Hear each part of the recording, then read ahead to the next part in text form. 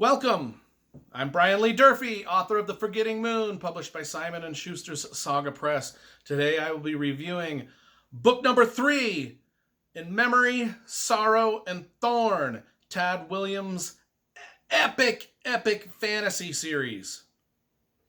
Book 3, To Green Angel Tower. I've got the paperbacks here. Let's get the negative shit out of the way right from the get-go. All right? Let's get it away. Okay. So when To Green Angel Tower first came out, it was a big book. Big book. I mean, look at that. It's big. In fact, it's one of the biggest it's in the history books. It's in Google. You can Google this and Wikipedia this stuff. The largest word count fantasy book ever written, To Green Angel Tower. Big. Big.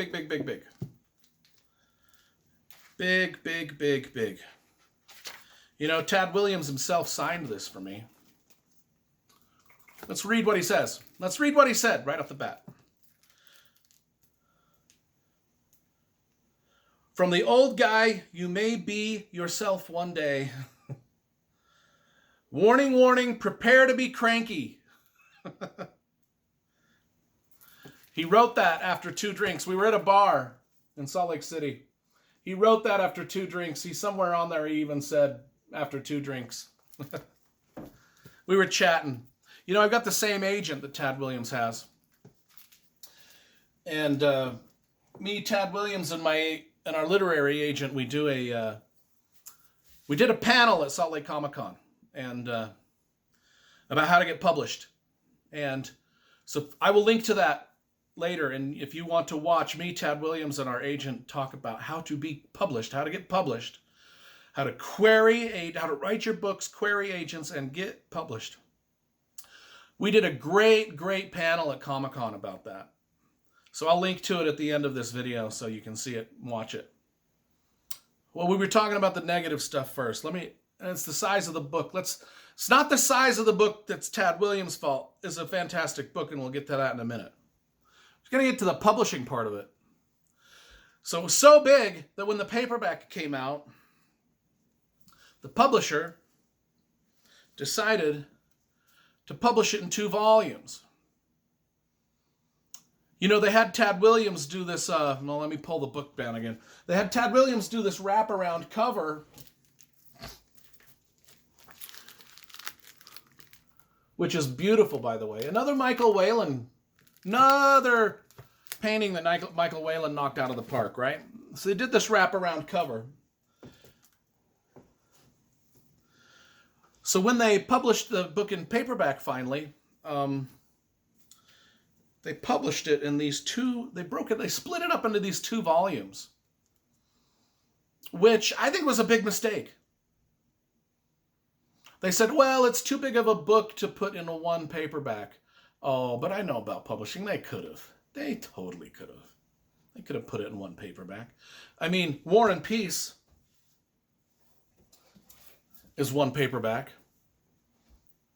War and Peace. And it's longer than that. So I don't know what they were talking about. For some reason, the publishing decision was made to put it out in 2 paperbacks. And I know I'm going on about this for no reason. I mean, it's just a pet peeve of mine. Why? Whatever. Doesn't affect the quality of the actual book itself. I just wanted to get that off my chest. Let's talk about To Green Angel Tower. If you watch my review of The Dragonbone Chair and The Stone of Farewell, you'll know how I feel about those. Let's talk about To Green Angel Tower.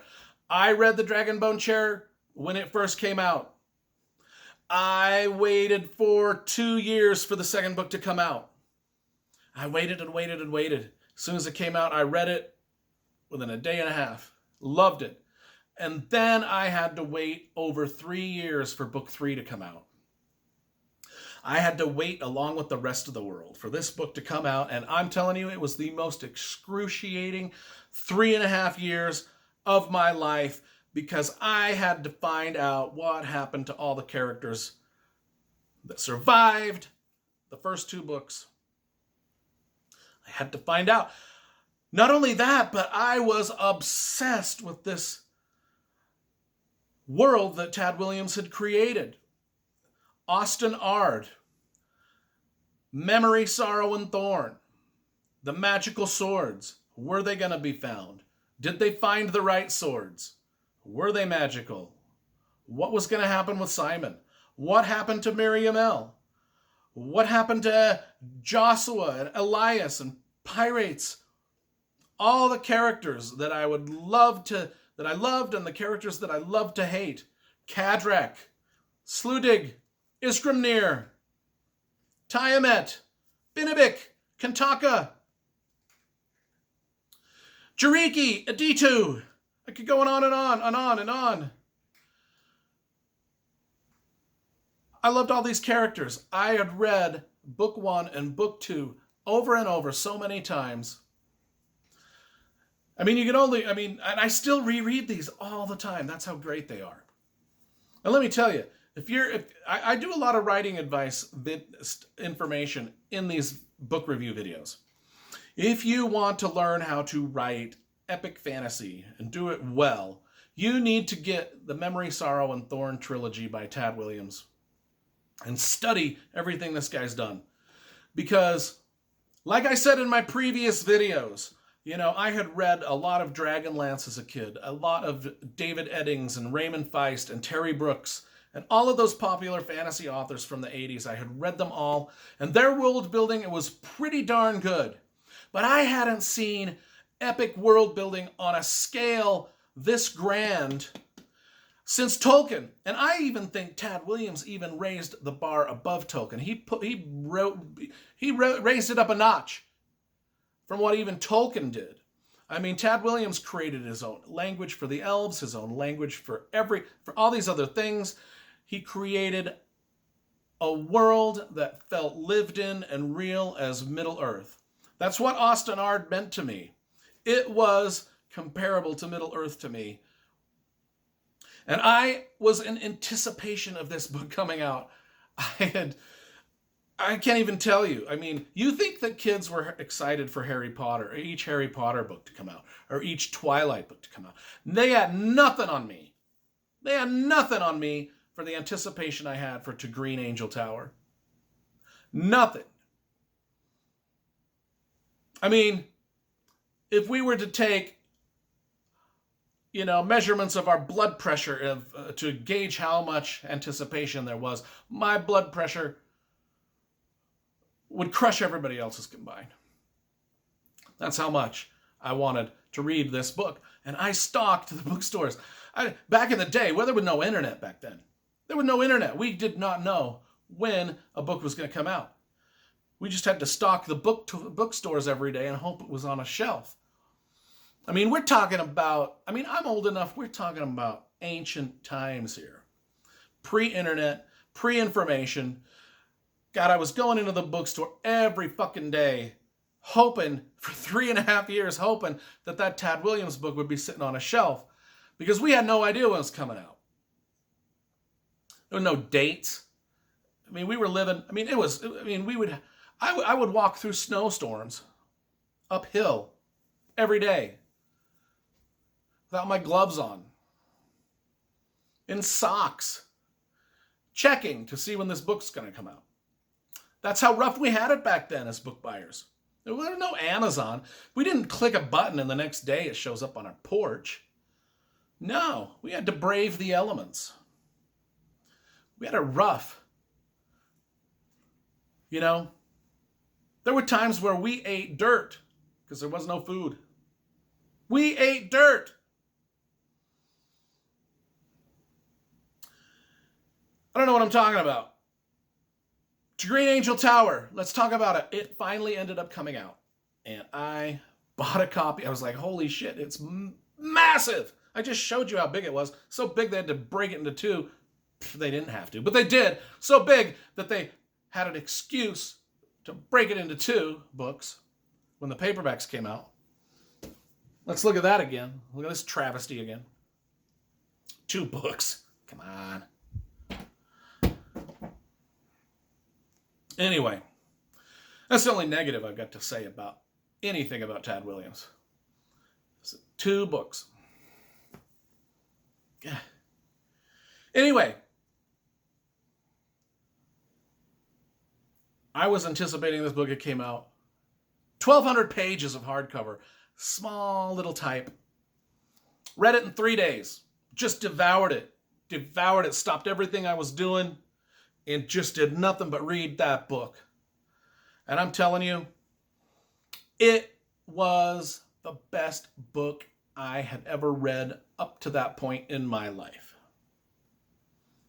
That's how much I loved the conclusion to the Memory, Sorrow, and Thorn trilogy. And as soon as I was done reading it, I started from page 1 and started rereading it again. It was that awesome. And let me tell you, what an ending to the trilogy. What an ending. Non-stop fantasy action and intrigue. The mysteries, the plots, the red herrings, all the stuff that he had thrown into books 1 and 2, he slowly started to answer. All of my guesses were mostly wrong, but some were right, and it was just struck the right balance of everything. The writing was still top-notch. The beautiful sentences were still all there. He had taken 3.5 years to construct the perfect ending to the perfect fantasy trilogy, bar none. You know, the only thing on the planet that compares to Memory, Sorrow, and Thorn is The Lord of the Rings. That's it. This is the inspiration for the Game of Thrones, for Pat Rothfuss, for Brandon Sanderson, for myself. Tad Williams was the godfather of all of us. We all read him hand in hand with Tolkien, and we could see the level of world building that this guy put into his books was on par with what Tolkien was doing. Languages he'd created for the elves, languages he'd created for the Vikings, languages and poetry, and every sentence he wrote, not only did it sound good when you were reading it, but it looked good on the page. The words themselves on the page looked like they fit together, looked like they belonged together. They looked good on the page. And that's what great writing is. Because not only did he do that, not only was the prose fantastic, but the story itself moved along at a great clip. Action, adventure, sword fighting, horses, castles, evil lords, elves, dwarves, trolls, wolves, monsters, dragons, magic talismans, quests, dungeons, strange creatures, ethereal creatures, deadly creatures, honorable men, evil men. Everything came together to the perfect conclusion to the perfect trilogy. To Green Angel Tower. Tad Williams is the boss. That's why I'm wearing the Bruce Springsteen shirt. The boss. Boss of music, boss of literature, in my opinion. Gotta represent. Like I said, I've met the man. I've done Comic-Con panels with him. You know, it's not often that you get to meet your hero. It's not often that you get to meet the guy that wrote the trilogy that changed your life. And I was fortunate enough to meet him. I was fortunate enough to hang out with him, and I hope to hang out with him again. Hope to meet him in some more Comic-Cons. Hope to hang out with him. You know, and as I end this review, because it's a 10 out of 10, 11 out of 10, 12 out of 10, 20 out of 10. There is no scale that goes high enough, in my opinion, for this series. And before I end the video, I just want to say thank you, Tad Williams, from the bottom of my heart for taking the time to write this story, because it was a massive influence on me and an inspiration on me. Changed my life for the better.